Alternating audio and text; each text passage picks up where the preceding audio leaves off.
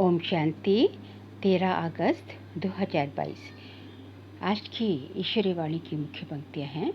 मीठे बच्चे, स्वर्ग का मालिक बनना है तो बाप से प्रतिज्ञा करो कि हम पवित्र बन आपके मददगार जरूर बनेंगे। स्वर्ग का मालिक बनना है तो भगवान से प्रतिज्ञा करो कि हम पवित्र बन आपके मददगार जरूर बनेंगे। सपूत बच्चा बनकर दिखाएंगे। प्रश्न है, किन्हों का हिसाब किताब चुकतू कराने के लिए पिछाड़ी में ट्रिब्यूनल बैठती है? उत्तर है, जो क्रोध में आकर बॉम्ब से इतनों का मौत कर देते हैं, उन पर केस कौन करे? इसलिए पिछाड़ी में उनके लिए ट्रिब्यूनल बैठती है। सब अपना अपना हिसाब किताब चुकतू कर वापस जाते हैं। दूसरा प्रश्न है, विष्णुपुरी में जाने के लायक कौन बनते हैं? उत्तर है, जो इस पुरानी दुनिया में रहते भी इससे अपनी दिल नहीं लगाते। बुद्धि में रहता अब हमें नई दुनिया में जाना है, इसलिए पवित्र जरूर बनना है। दूसरा, पढ़ाई ही विष्णुपुरी में जाने के लायक बनाती है। तुम पढ़ते इस जन्म में हो, पढ़ाई का पद दूसरे जन्म में मिलता है। गीत है, तुम ही हो माता पिता तुम ही हो। ओम शांति। महिमा गाते हैं बेहद के पिता की, क्योंकि बेहद का पिता बेहद की शांति और सुख का वर्षा देते हैं। भक्ति मार्ग में पुकारते भी हैं, बाबा आओ आकर हमें सुख और शांति दो। भारतवासी 21 जन्म सुखधाम में रहते हैं। बाकी जो आत्माएं हैं वह शांति धाम में रहती हैं। तो बाबा के 2 वर्षे हैं, सुखधाम और शांति धाम। इस समय न शांति है और न सुख है, क्योंकि भ्रष्टाचारी दुनिया है। तो जरूर कोई दुखधाम से सुखधाम में ले जाने वाला चाहिए। बाबा को खिवैया भी कहते हैं। विशेष सागर से क्षीर सागर में ले जाने वाला है। बच्चे जानते हैं बाबा ही पहले शांति धाम में ले जाएंगे, क्योंकि अब टाइम पूरा होता है। ये बेहद का खेल है। इसमें ऊंच से ऊंच मुख्य क्रिएटर डायरेक्टर मुख्य एक्टर कौन है? ऊंच से ऊंच है भगवान। वही हमारा जो है मुख्य क्रिएटर है, डायरेक्टर है और मुख्य मेन एक्टर है। उनको सबका पिता कहा जाता है। वह स्वर्ग का रचयिता है। फिर जब मनुष्य दुखी होते हैं तो लिबरेट भी करते हैं भगवान सबको।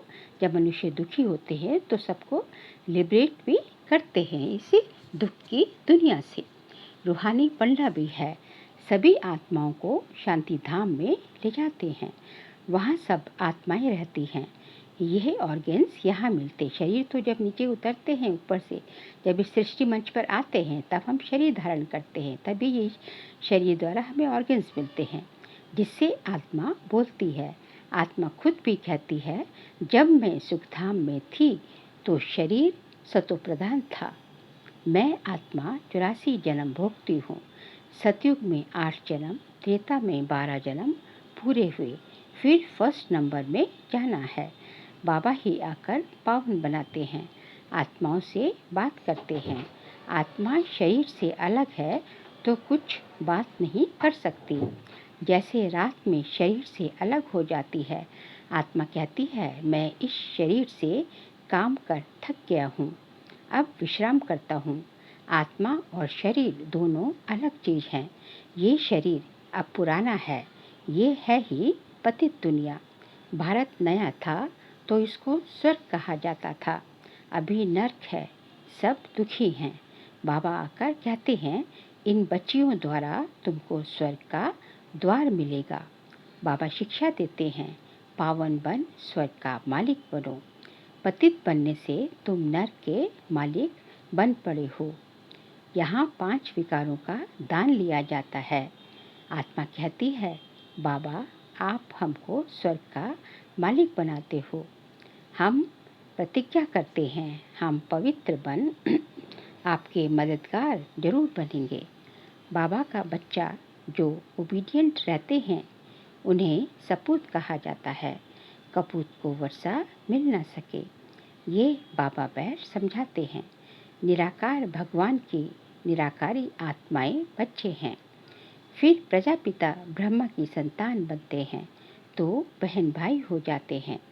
ये जैसे ईश्वरीय घर है और कोई संबंध नहीं। भल घर में मित्र संबंधी आदि को देखते हैं, परंतु बुद्धि में है हम बाप दादा के बने हैं। वह बाप यह दादा बैठे हैं। बाप कौन है? ब्रह्मा बाबा। और दादा कौन है? शिव बाबा। यहाँ गर्भ जेल में तो सजाएं खाते हैं। सतयुग में जेल होता नहीं, क्योंकि वहाँ तो जो है योग बल से संतान उत्पत्ति होती है। वहाँ पाप ही नहीं होता, क्योंकि वहाँ रावण ही नहीं है, इसलिए वहाँ गर्भ महल कहा जाता है। जैसे पीपल के पत्ते पर कृष्ण को दिखाते हैं, वह भी गर्भ जैसे क्षीर सागर है। सतयुग में ना गर्भ जेल होता, ना वह जेल होता। आधा कल्प है नई दुनिया। सतयुग में ना गर्भ जेल होते हैं, ना गर्भ से बच्चे की उत्पत्ति होती है, और ना ही दूसरी तरह स्थूल जेल भी वहाँ नहीं होती, क्योंकि जेल होने की तो वहाँ दरकार ही नहीं है। वहाँ तो सुख शांति है।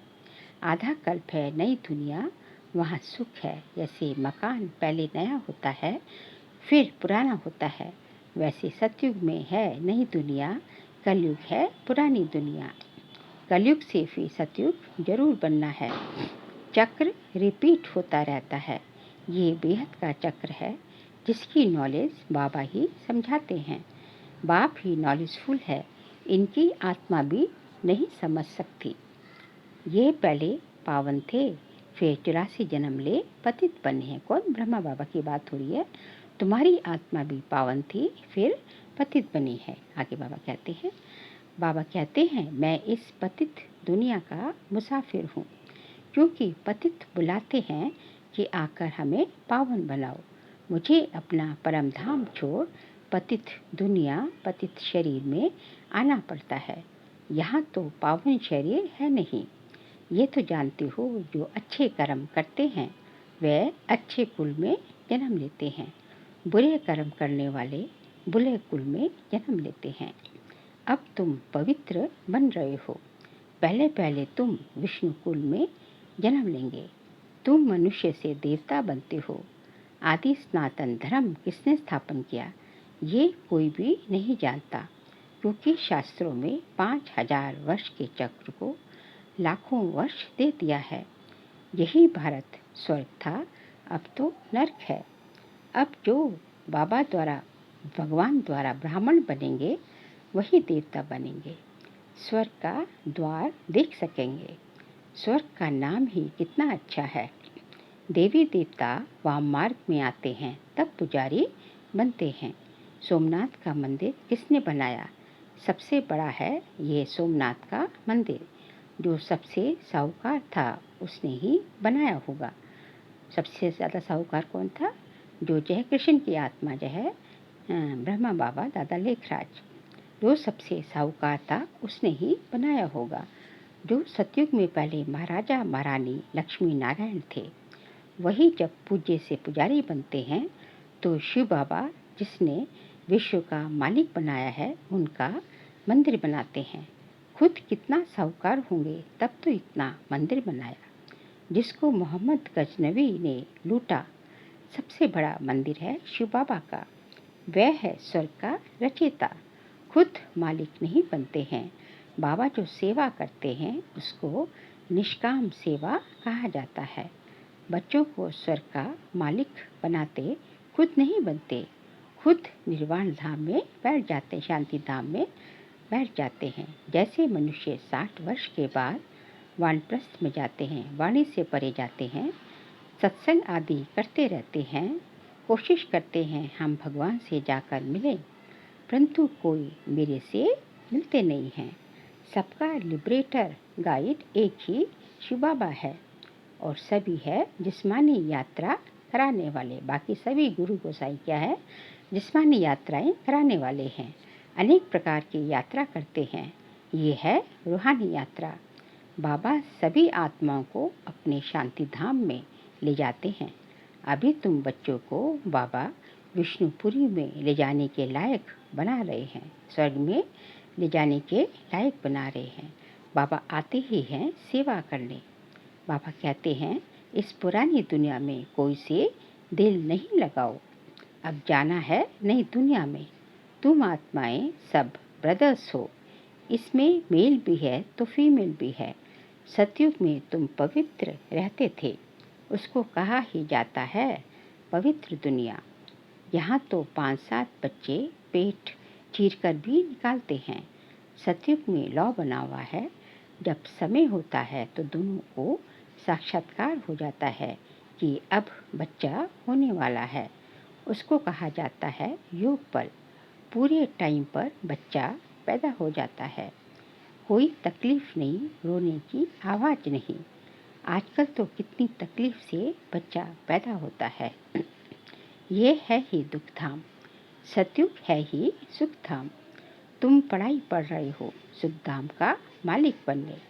उस पढ़ाई का फल तो इसी जन्म में भोगते हैं।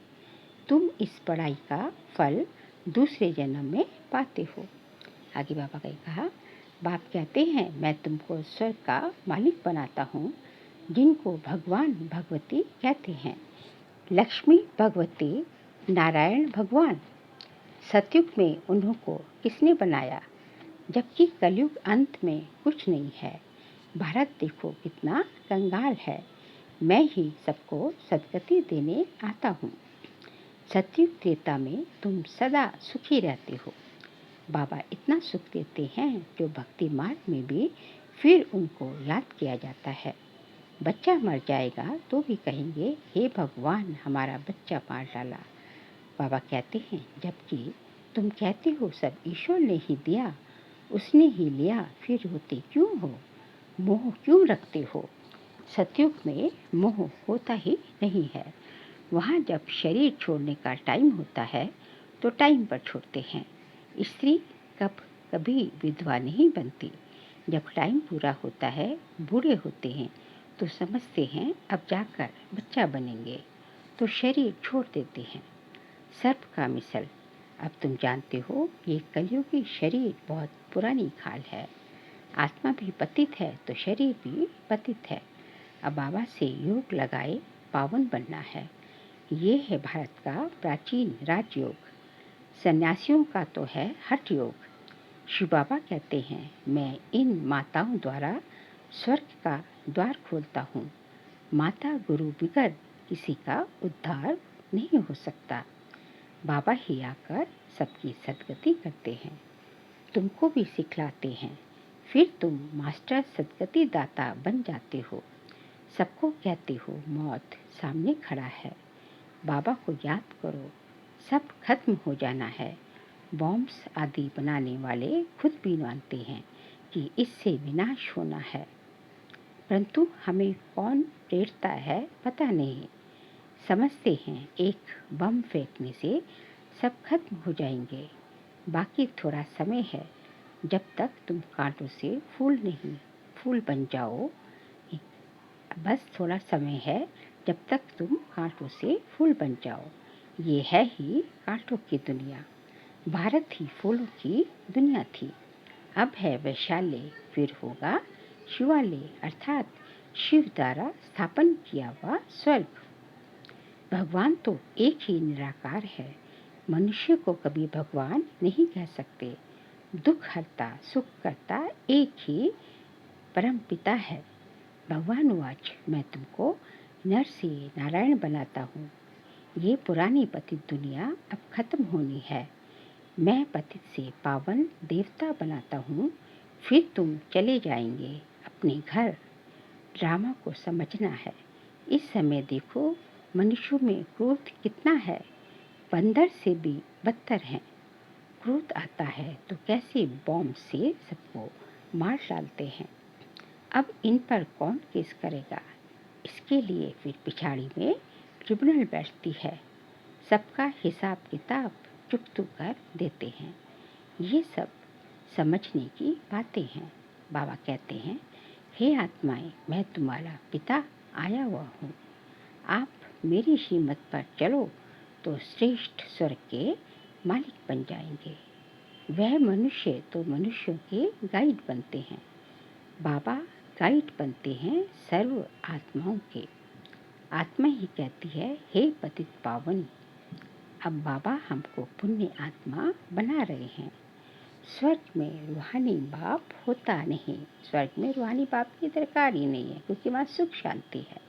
क्योंकि दुख में ही बाप को बुलाते हैं ना, तो वहाँ तो है ही सुख, वहाँ तो है ही प्रारब्ध। ये यूनिवर्सिटी है राजयोग, परम पिता के सिवाय कोई सिखला न सके। बाबा कहते हैं, मैं इस शरीर का लोन लेकर आता हूँ। आत्मा तो दूसरे शरीर में आ सकती है ना। ये ड्रामा की नूंद है। इनको फिरने में 5000 वर्ष लगते हैं। कहते हैं पत्ते पत्ते में ईश्वर है। पत्ता हिलता है, इनमें आत्मा है, लेकिन नहीं, ये हवा से हिलता है। तुम जैसे यहाँ बैठी हो, फिर 5000 वर्ष बाद बैठेंगे। अब बाबा से वर्षा लिया सो लिया, नहीं तो फिर कभी ले नहीं सकेंगे।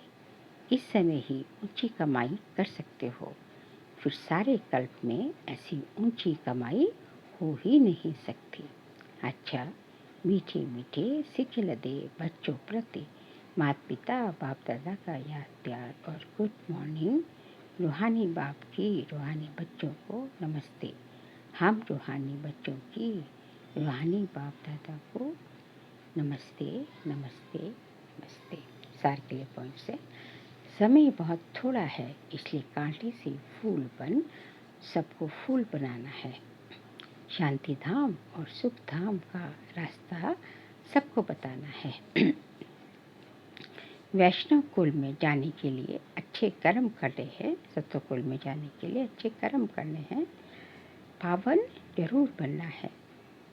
सदा रूहानी यात्रा करनी और करानी है। आज का बाबा का वरदान हम बच्चों प्रति, फ्रॉक तिल बन अखुट खजानों से सबको भरपूर करने वाले मास्टर दाता भव। फ्रॉक तिल बन अखुट खजानों से सबको भरपूर करने वाले मास्टर दाता भव। आप दाता के बच्चे मास्टर दाता हो। किसी से कुछ लेकर फिर देना, वह देना नहीं है। लिया और दिया तो ये बिजनेस हो गया। दाता के बच्चे फ्रॉक तिल बन देते जाओ।